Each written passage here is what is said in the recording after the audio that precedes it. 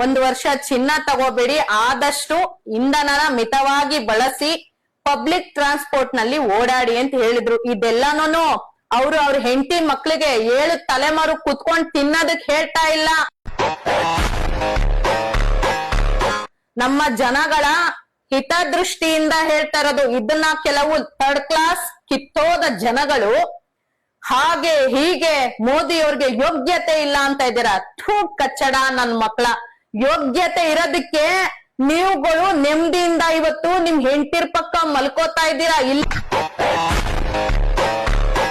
ಇಲ್ಲ ಅಂದ್ರೆ ನಿಮ್ ತಿಕ್ಕಕ್ಕೆ ಬಂದು ಬಾಂಬ್ ಹಾಕ್ಬಿಡ್ತಾ ಇದ್ರು. ಎಲ್ಲಾ ದೇಶದಲ್ಲೂ ಬಾಂಬ್ ಹಾಕಿ ಯುದ್ಧ ನಡೀತಿದ್ದಾಗ ನೆಮ್ಮದಿಯಿಂದ ನಿದ್ದೆ ಮಾಡ್ತಾ ಇದ್ದೀರಲ್ಲ, ಅದಕ್ಕೆಲ್ಲ ಕಾರಣ ಯಾರು? ನಮ್ಮ ಹೆಮ್ಮೆಯ ಮೋದಿ.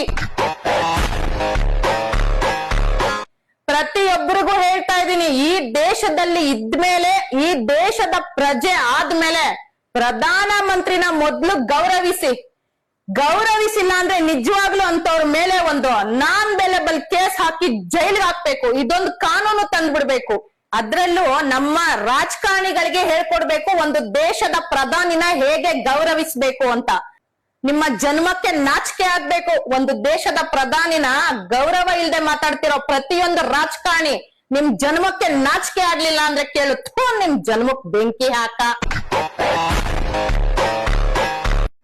ಮೋದಿ ಅಂದ್ರೇನೆ ಒಂದ್ ಗತ್ತು. ಇಡೀ ಪ್ರಪಂಚ ಅವ್ರ ಕಡೆ ತಿರುಗಿ ನೋಡ್ತಾ ಇದೆ. ಆದ್ರೆ ನಮ್ ದೇಶದ ಜನ ಅವ್ರ ಬಗ್ಗೆ ಕೇವಲವಾಗಿ ಮಾತಾಡ್ತಾ ಇದ್ದೀರಾ. ಅವ್ರು ಇರೋದಕ್ಕೇನೆ ಇವತ್ತು ನಮ್ ದೇಶ ನೆಮ್ಮದಿಯಾಗಿ ಉಸಿರಾಡ್ತಾ ಇರೋದು. ಇಲ್ಲ ಅಂದ್ರೆ ಪ್ರತಿಯೊಂದು ದೇಶದಲ್ಲಿ ಯುದ್ಧ ನಡೀತಾ ಇತ್ತಲ್ಲ, ನಮ್ಗೂ ಬಾಂಬ್ ಹಾಕ್ಬಿಡ್ತಾ ಇದ್ರು. ನಮ್ಮ ಮೋದಿ ಇರೋದಕ್ಕೇನೆ ಇವತ್ತು ನಮ್ಮ ದೇಶ ಸುಭದ್ರವಾಗಿರೋದು, ನಾವು ಭದ್ರತೆಯಿಂದ ಭದ್ರ ಊರಿರೋದು.